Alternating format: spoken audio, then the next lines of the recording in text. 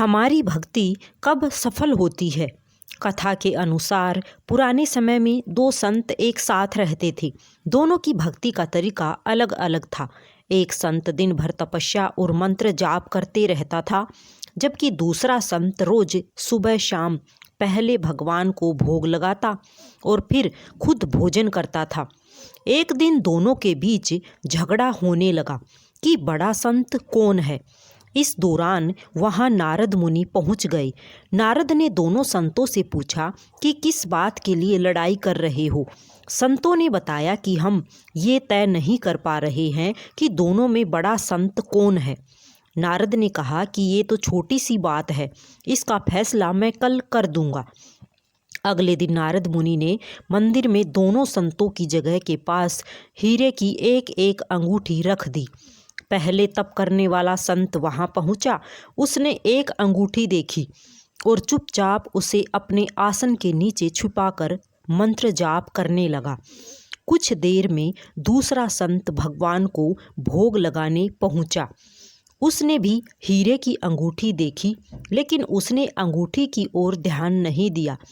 भगवान को भोग लगाना और खाना खाने लगा। उसने अंगूठी नहीं उठाई। उसके मन में लालच नहीं जागा, क्योंकि उसे भरोसा था कि भगवान रोज उसके लिए खाने की व्यवस्था जरूर करेंगे। कुछ देर बाद वहां नारद जी आ गए।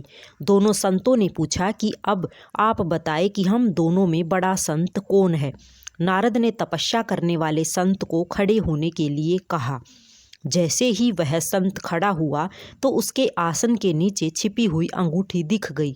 नारद मुनि ने उससे कहा कि तुम दोनों में भोग लगाकर खाने वाला संत बड़ा है।